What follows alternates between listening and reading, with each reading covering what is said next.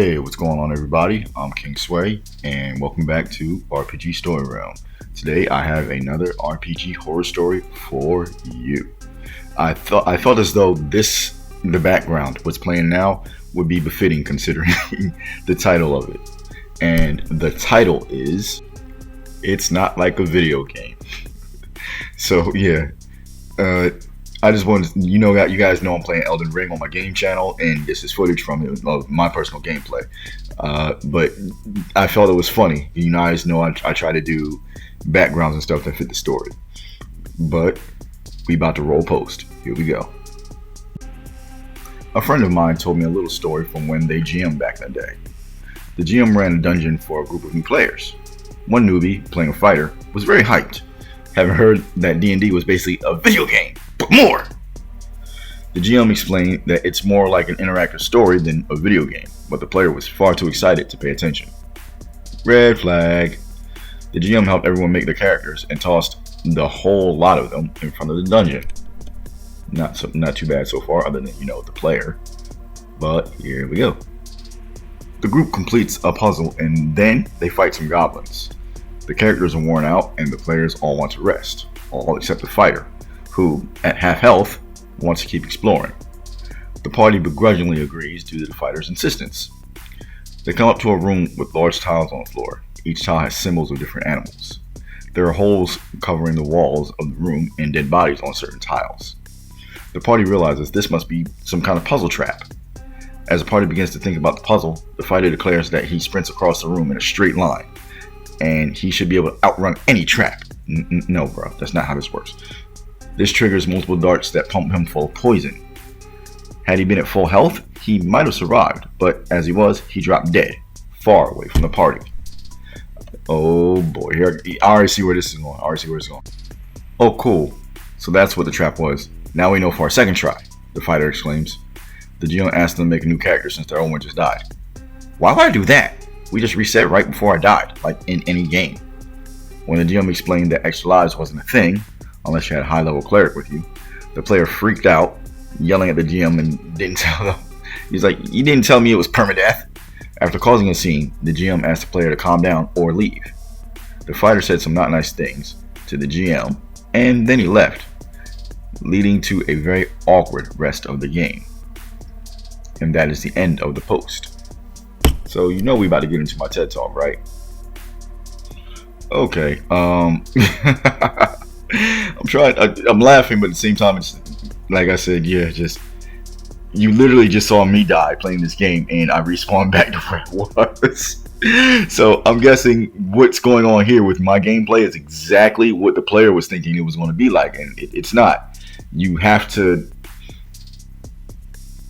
put yourself in the thought process of being that character. I mean, how many times have you heard the dumbass excuse, "It's what my character would do"?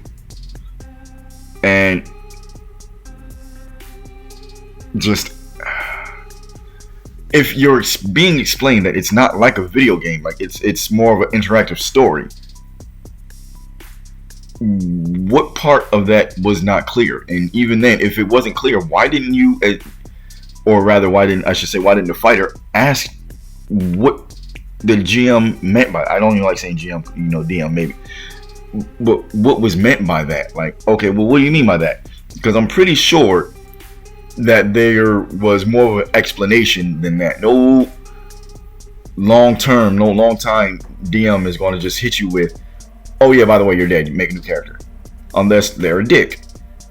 Now, don't get me wrong, we've covered DMs like that on this channel, and I've come across one or two myself, but for the most part, they're gonna go, "Oh hey, this is what's going on. This is not like a video game. This is something where it's a story more than just a game. You don't just die and respawn. You die. You can't think of it like a game, because that takes a different mindset. Okay, like when the fighter sprinted across the floor, he was like, "I should be fast enough to elude the traps." What makes you think you're fast enough? For one, if he's a fighter, he's wearing heavy armor. What makes you think you're fast enough to sprint across the traps? What I think, literally reading this, I think about not just this game that you see in the background, my gameplay, but Dark Souls, where if you get your endurance up enough, you can wear really heavy armor and just keep it pimping and run and keep pace. But you and I both know it's not like that. I mean, you're no, not with 50-pound armor. Like, no. And even if you are fleet of foot, how many thieves you know set off traps? The stone tile touch traps. So my thing is, why was he pushing?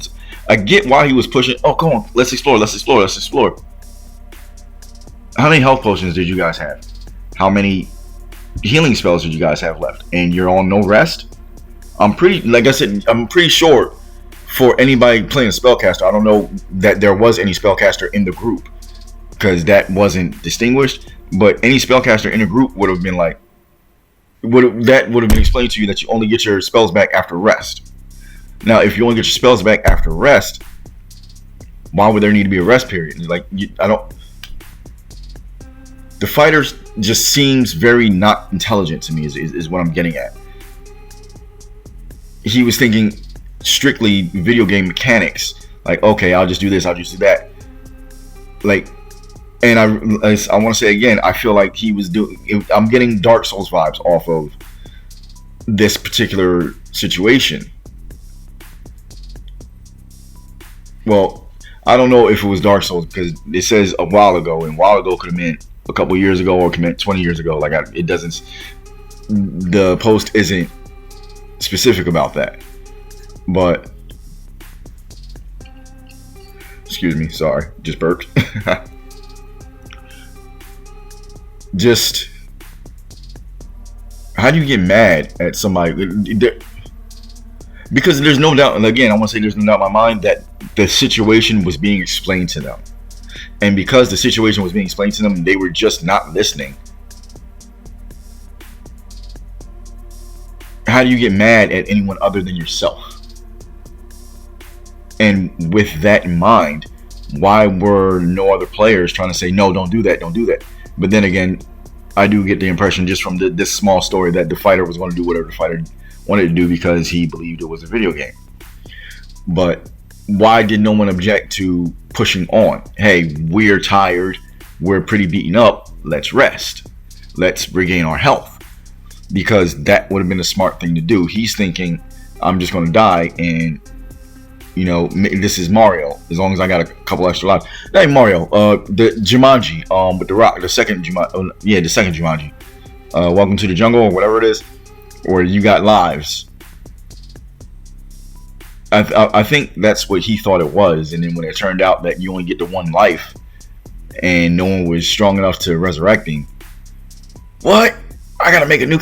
Okay, well, why don't you just make a carbon copy? I doubt you had this long, intricate backstory, and you know you were really invested in the character. You were just mad because things didn't go the way you wanted. That's that part right then and there. That's kind of crazy to me. Even if, like I said, even if you're mad, make a carbon copy. What's that mean? My nephew was playing with us, and he had a few bad dice rolls. And his character died, and then he was sad for a second. Then he wrote Junior next to his name. Now he's playing his character's son. That could have been, you know, allowed, or you know, his twin brother or something like that. It's not hard, but we're gonna call it there for today. You guys have heard me for long enough. Hit the notification button, the bell. You know, that little icon over there. It's a little gesture for you, but it means the absolute world to me. It lets me know you guys are picking up what I'm putting down. It lets me know that you guys are enjoying the content, and it also lets YouTube know that you guys are enjoying my content, and it pushes it out to other people. That's how we over here at RPG Story Realm, we grow, and I'm actually hoping to keep the channel growing for as long as I can. So, you know, I will have more merchandise in my shop coming soon, with my dogs coming down the steps. I'm pretty sure you guys can hear that. I'm going to be making the advertisement for it this coming weekend. So there's that to do. But I want to say, in the meantime, in between time, always with the peace. I messed my own catchphrase up. Let's try this again. In the meantime, in between time, always with the peace signs. I'm King Sway, and I will catch you guys in the next one. And yes, I can beat up that troll. I can totally beat up that troll. I'm just not going to do it right now. By the way, I'm sporting the Moonveil Katana in my left hand and the Meteoric Ore Katana in my right. Both pretty awesome, and I have a bleed build on this particular character. Again, if you guys are interested, I'm playing Elden Ring, Sway Realm Games. I have to upload a couple more videos. I'll be doing that this Saturday. I try to keep up on that.